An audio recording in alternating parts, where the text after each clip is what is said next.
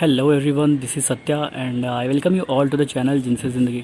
तो जैसा कि मैंने कहा था कि मैं अपनी इस सी कैट प्रिपरेशन सीरीज़ में ऑपरेटिंग सिस्टम के कुछ MCQ अपलोड करूँगा जो कि काफ़ी सिमिलर हैं सी कैट में आने वाले MCQ से।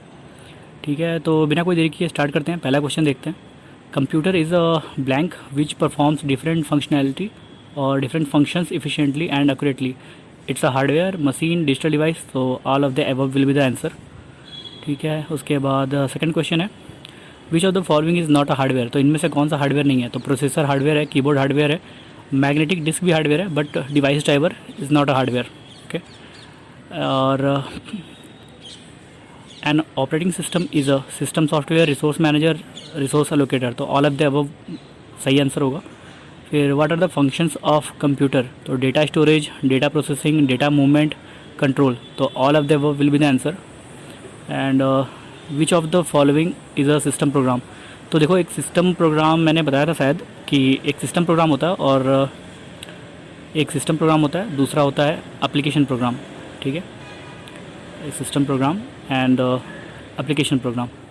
तो सिस्टम प्रोग्राम क्या होता है? जो एक सिस्टम तुम्हारे एक सिस्टम का हिस्सा है, और एप्लीकेशन लाइक कोई एक्सटर्नल एप्लीकेशन है। तो कंपाइलर एक एप्लीकेशन होता है, कंपाइलर इंस्टॉल किया जाता है अलग अलग, और प्री प्रोसेसर और असेंबलर भी उसी के पार्ट होते हैं कंपाइलर के। तो लोडर एक जो है जो लोड करता है वो सिस्टम प्रोग्राम है। Then convert high level programming language code into low level programming language code. तो असेंबलर, कंपाइलर, प्रोसेसर, लिंकर। तो कंपाइलर आंसर होगा, बाकी सब उसी के पार्ट हैं। फिर output of the linker is. तो लिंकर क्या करता है कि जितने भी ऑब्जेक्ट कोड होते हैं सबको लिंक करके एक एग्जीक्यूटेबल फाइल देता है। ठीक है, तो इसमें क्या है, आउटपुट लिंकर का क्या होगा? एन एग्जीक्यूटेबल कोड या फाइल। ठीक है, which of the following programme provides graphical user interface या फिर GUI इन विंडोज़ ऑपरेटिंग सिस्टम। तो मैंने बताया था कि जो विंडोज़ ऑपरेटिंग सिस्टम में GUI होता है वो explorer.exe होता है। ठीक है, तो बी आंसर सही होगा। और फिर उसके बाद okay, operating system Windows. Okay, then अगला क्वेश्चन देखते हैं। Which of the following program is a system program? तो इंटरप्ट हैंडलर सिस्टम का पार्ट होता है, डिवाइस ड्राइवर भी सिस्टम का पार्ट होता है, लोडर भी सिस्टम का पार्ट होता है। तो आंसर होगा इसमें ऑल ऑफ द अबव। ठीक है, सिस्टम प्रोग्राम कौन कौन से हैं? ये सारे ही सिस्टम प्रोग्राम हैं, तो ऑल ऑफ द अबव सही आंसर होगा। Then which of the following is a process? तो program.i is a intermediate file, program.o is object file, .s is assembly file, और .out इज़ एग्जीक्यूटेबल फाइल। तो ये सारी की सारी फाइल्स हैं, ठीक है, या प्रोग्राम्स हैं। तो या कह लो प्रोग्राम फाइल है। तो इसमें से कोई सा भी प्रोसेस नहीं है। प्रोसेस क्या होता है? Running instance of a program. तो none of the above will be the answer. What is the file format of an executable file in Linux operating system? तो इसमें पूछा है फाइल फॉर्मेट या एग्जीक्यूटेबल फाइल का for the Linux operating system. ठीक है, तो मैंने बताया था ELF होता है, जिसका मतलब होता है एग्जीक्यूटेबल एंड लिंकेबल फाइल और फॉर्मेट। ठीक है, लिंकेबल फाइल या फिर फॉर्मेट। और विंडोज़ में क्या होता है? पी मतलब विंडोज़ में पी होता है तुम्हारा एग्जीक्यूटेबल फाइल का फॉर्मेट, जिसका मतलब होता है portable and executable. Okay, portable and executable. ठीक है, अगला क्वेश्चन देखते हैं। Which of the following section contains magic number in an executable file? तो मैजिक नंबर जैसे इसमें से कौन सा होगा? BSS section, code section, primary header. तो इसका आंसर होगा प्राइमरी हेडर। जैसा कि मैंने बताया था कि प्रोग्राम या फिर जो फाइल होती है, फाइल फॉर्मेट होता है, उसमें डिफरेंट सेक्शंस होते हैं। ठीक है, डिफरेंट सेक्शन कौन कौन से होते हैं? हेडर होता है, ठीक है, हेडर, देन BSS, फिर डेटा उसी में होता है, फिर सिंबल टेबल, ये सब होते हैं। तो इसमें हेडर जो होता है, हेडर में मैजिक नंबर कंटेन करता है। Then which of the following operating system is an open source? ये तो काफ़ी इजी क्वेश्चन है। लिनक्स होता है, Linux open source operating system है। ठीक है, which of the following statement is are false about a process? तो प्रोसेस इज रनिंग इंस्टेंस। ठीक है, program main memory is referred as a process, ये भी सही है। One program may have multiple running instances, that is process, ये भी सही है। Program is in execution is referred as process, तो ये भी सही है। तो all of the above will be the answer. Which of the following is not a kernel functionality? ठीक है, तो इसका आंसर सही आंसर होगा। तो पहले तो देता हूँ कि पहले मैंने बताया हुआ है कि बेसिक फंक्शनैलिटी या फिर फंडामेंटल कुछ फंक्शनैलिटी होती है ऑपरेटिंग सिस्टम के। ठीक है। कुछ फंडामेंटल फंक्शंस होते हैं जो उसको करना ही करना होता है, हर ऑपरेटिंग सिस्टम की वो रिक्वायरमेंट होती है, और कुछ ऑप्शनल होते हैं, ठीक है। ऑप्शनल अगर वो हो भी सकता है और नहीं भी।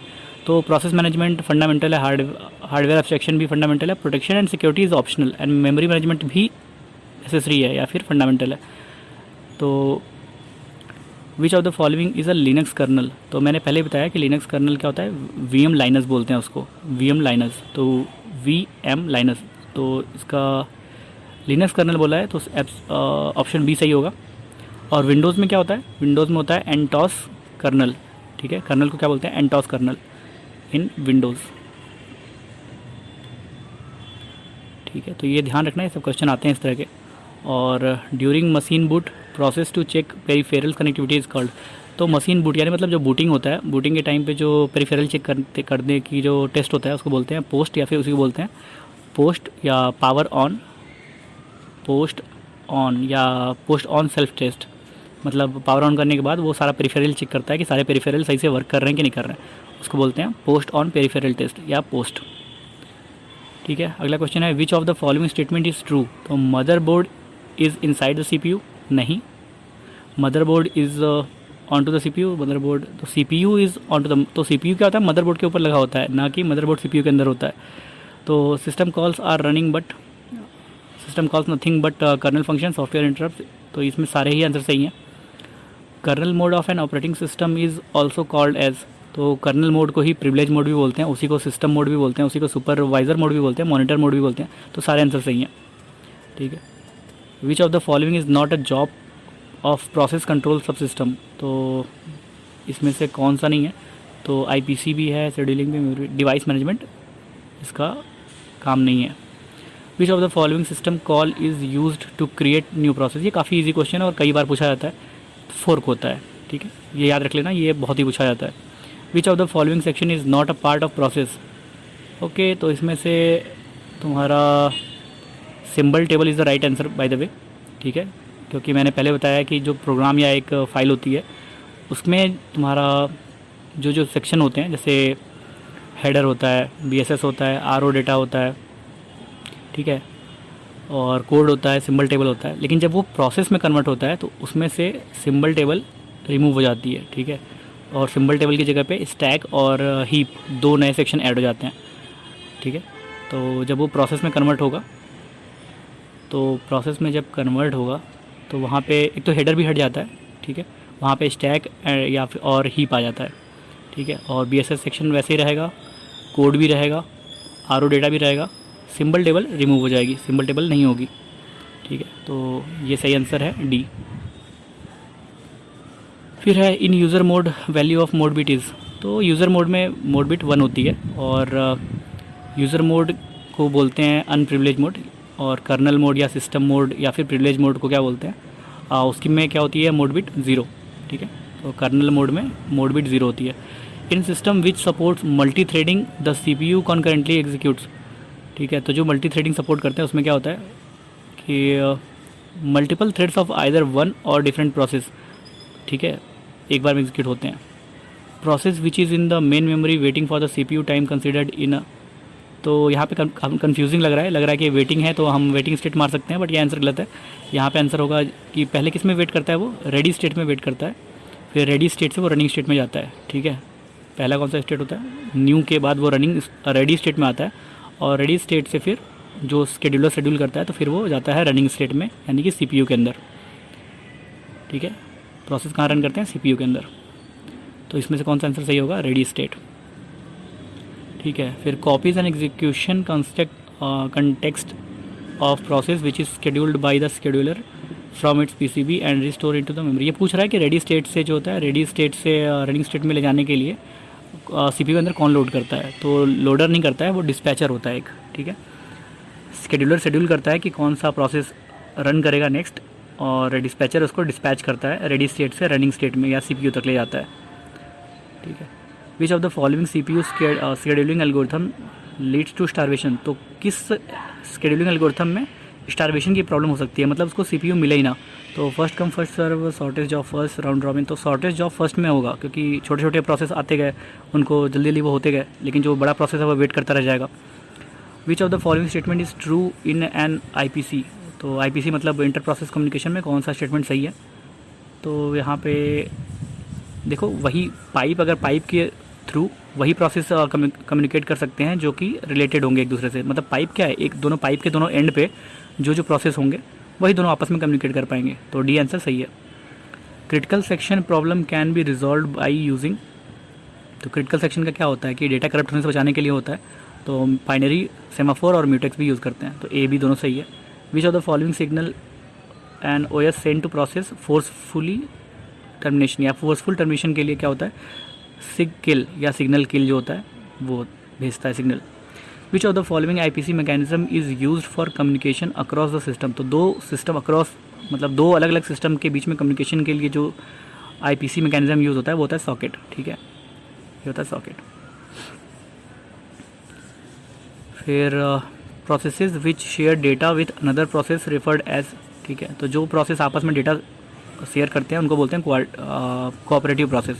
मैंने बताया था एक होता है कोऑपरेटिव प्रोसेस, एक होता है इंडिपेंडेंट प्रोसेस। तो जो शेयर नहीं करता वो होता है इंडिपेंडेंट, और जो आपस में शेयर करते हैं वो होते हैं cooperative. Which of the following is not a CPU scheduling criteria. तो सीपीयू बर्स्ट टाइम कोई क्राइटेरिया नहीं होता। विच of the following is not a CPU scheduling criteria. तो ये तो वही क्वेश्चन है। फिर विच of the following is not true about scheduling criteria. ठीक है, इसमें कौन सा सही नहीं है, नॉट ट्रू पूछा है। तो यूटिलाइजेशन मैक्सिमम होना चाहिए, वेटिंग टाइम मैक्सिमम नहीं, मिनिमम होना चाहिए, टर्न अराउंड टाइम मिनिमम होना चाहिए, रिस्पांस टाइम भी मिनिमम होना चाहिए। तो इसमें से बी आंसर सही है, मतलब ये स्टेटमेंट गलत है। ठीक है, बोला है नॉट ट्रू इसलिए वो गलत है। फिर विच of the following CPU scheduling algorithm is non pre-emptive. तो नॉन प्रीएम्प्टिव का मतलब क्या होता है, जिसको बीच में रोका नहीं जा सकता। तो shortest job first come first serve priority. तो ये सारे ही जो होते हैं वो प्रीएम्प्टिव नहीं होते हैं। तो ऑल ऑफ द अबव सही आंसर होगा। कन्वो इफेक्ट का क्या मतलब होता है। कन्वो इफेक्ट कोई जैसे एक लेंदी प्रोसेस आ गया तो वो स्लो कर देता है, मतलब वो कंप्लीट होने में बहुत टाइम लेता है, तो बाकी के सारे वेट करते रहते हैं, उसको बोलते हैं कन्वो इफेक्ट। तो प्रायोरिटी में शॉर्टेस्ट, रिमेनिंग फर्स्ट में शॉर्टेस्ट, तो इनमें से कोई नहीं। वो किस में होता है, वो कन्वो इफेक्ट क्या होता है, फर्स्ट कम फर्स्ट सर्व में होता है। मतलब फर्स्ट कम फर्स्ट सर्व, जो पहले आता है वो पहले सर्व करेगा। तो उसमें क्या होता है, पहले अगर कोई लेंदी प्रोसेस आ गया तो वो इतना टाइम लेगा कि पीछे वाला जो है वो वेट करता रह जाएगा। ठीक है, तो कन्वो इफेक्ट कहाँ होता है, फर्स्ट कम फर्स्ट सर्व में। Which of the following CPU scheduling algorithm ensures minimum waiting time. तो मिनिमम वेटिंग टाइम जो होता है वो तुम्हारा होता है शॉर्टेस्ट जॉब फर्स्ट में। ठीक है, शॉर्टेस्ट जॉब फर्स्ट में होता है तुम्हारा मिनिमम वेटिंग टाइम, क्योंकि जो अगला प्रोसेस होता है बहुत छोटा होता है, इसलिए पहले छोटे वाले को मौका मिलता है, तो ज़्यादा वेट नहीं करना पड़ता पीछे वाले प्रोसेसेस को। विच of the following system call never fails. तो ओपन भी फेल हो सकता है, फोर्क भी फेल हो सकता है, लेकिन इसमें से गेट पी आईडी जो है वो फेल नहीं होता। वो क्या है, बस प्रोसेस की उसको आईडी, प्रोसेस की आईडी लेने के लिए हम लोग गेट पी आईडी यूज़ करते हैं, तो वो कभी फेल नहीं होता। In which of the following case preemptive CPU scheduling takes place. तो preemptive scheduling takes place, it is quite confusing question. इसका आंसर शायद मुझे याद नहीं आ रहा है अभी, तो ये एक बार चेक कर लेना ये क्वेश्चन को गूगल पे डाल के, शायद आंसर मिल जाए इसका। थोड़ा सा मुझे खुद कन्फ्यूज़न हो रही है इसमें।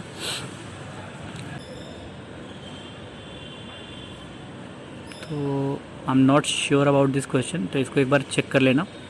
ठीक है, ठीक है, चलो चलते हैं अगले क्वेश्चन पे।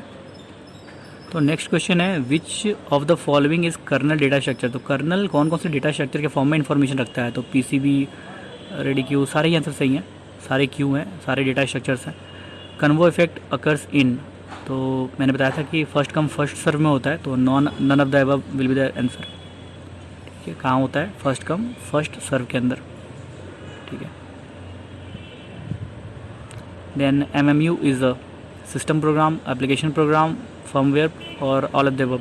तो एमएमयू क्या होता है, वो मेमोरी मैनेजमेंट यूनिट होती है, वो तुम्हारा लॉजिकल एड्रेस को फिजिकल एड्रेस में कन्वर्ट करता है, और ये एक हार्डवेयर होता है। ठीक है, इसको एमएमयू का फुल फॉर्म क्या है, memory management unit, memory management unit. ठीक है, और ये क्या होता है, ये होता है हार्डवेयर यूनिट। तो आंसर देख रहे हो, आंसर में सारे के सारे सॉफ्टवेयर के बारे में लिखे हुए हैं, इसमें से कोई भी हार्डवेयर नहीं है, तो आंसर क्या होगा, नन ऑफ द अबव।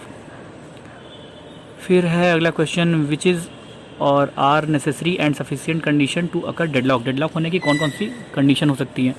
तो resource can be allocated for any one process at a time, ठीक है। Resource can not be taken away forcefully, मतलब किसी प्रोसेस से फोर्सफुली रिसोर्स लिया नहीं जा सकता। एक रिसोर्स को होल्ड करके दूसरे रिसोर्स का वो वेट कर रहा होता है, सर्कुलर वेटिंग होती है। तो ऑल ऑफ द अबव सही आंसर होगा इसका, मतलब सारी ही कंडीशन सही हैं। To recover system from deadlock, process which gets terminated is referred as.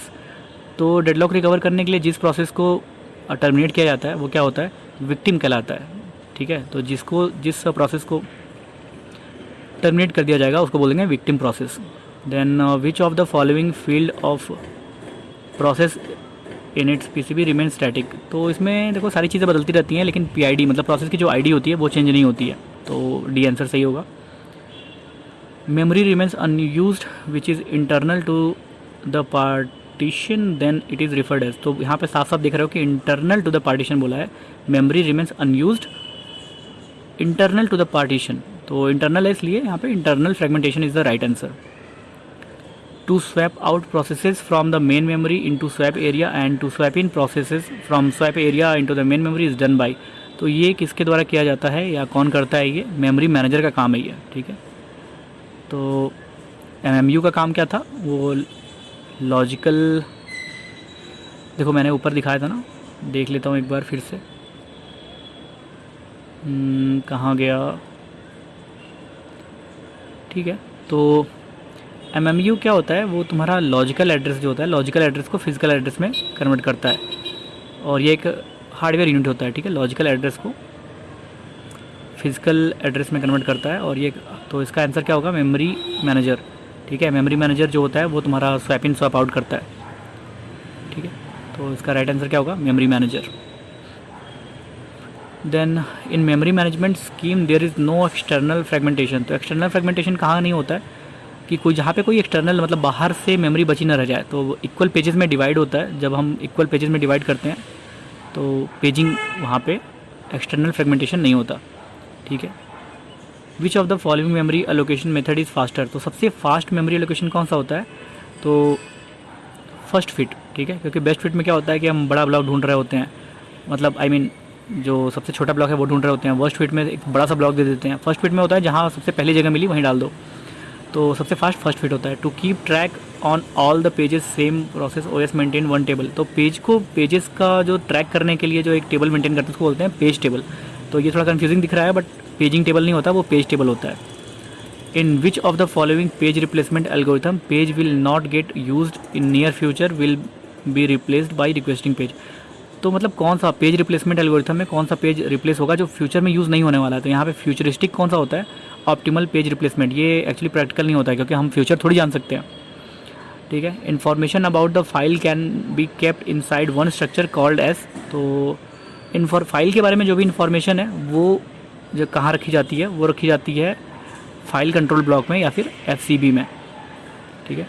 Which of the following block of file system contains information about file system या Meta data. मतलब फाइल के बारे में जो इन्फॉर्मेशन होती है वो कहाँ पे होगी, तो मतलब ये फाइल का पार्ट होता है फाइल सिस्टम का मास्टर। तो आई थिंक इसमें वॉल्यूम कंट्रोल ब्लॉक सही होगा। एक बार ये भी एक बार चेक कर लेना, थोड़ा सा कन्फ्यूज़न हो सकती है इसमें, बट मुझे लग रहा है कि डी आंसर ही सही होगा, ठीक है। नेक्स्ट क्वेश्चन है, is a unique identifier of each file in a file system. तो हर फाइल के लिए एक यूनिक आइडेंटिफायर क्या होता है, तो वो होता है तुम्हारा आई नोड नंबर, ठीक है। आई नोड नंबर यूनिक होता है हर फाइल के लिए। फिर विच of the following is not a file system of Windows. तो विंडोज़ का फाइल सिस्टम कौन सा नहीं होता है इसमें से, फैट होता है, NTFS भी होता है, एक्सफैट भी होता है, ठीक है। ये सारे के सारे विंडोज़ में फाइल सिस्टम के नाम हैं, ठीक है। बोला इसने नॉट अ फाइल सिस्टम, तो ये तो सारे विंडोज़ के फाइल सिस्टम है। HFS नहीं होता है। HFS क्या होता है, हेरारिकल फाइल सिस्टम, और ये होता है तुम्हारा मैक या OS में, मैक OS में, ठीक है। मैक ऑपरेटिंग सिस्टम में फाइल सिस्टम क्या होता है, HFS, ठीक है। तो इतने ही क्वेश्चन थे, और वीडियो अच्छी लगी हो तो लाइक कर देना, क्योंकि यही क्वेश्चन आने वाले हैं तुम्हारे, इन्हीं क्वेश्चन में से आएंगे। काफ़ी सारे क्वेश्चन आ सकते हैं और क्वेश्चन जो भी आएंगे वो सिमिलर ही आएंगे। तो like the video and subscribe the channel अगर नए हो चैनल के ऊपर तो, और बेल आइकन भी दबा लिया करो क्योंकि नोटिफिकेशन मिलते रहेंगे। क्योंकि मैं नोटिस करता हूँ उससे बार बार एक ही क्वेश्चन आते हैं जो पहले ही मैं वीडियो में बता चुका होता हूँ, ठीक है। तो thanks for watching this video and have a great day. Okay, thanks for watching. Okay, so see you in the next video. Thank you. Bye bye.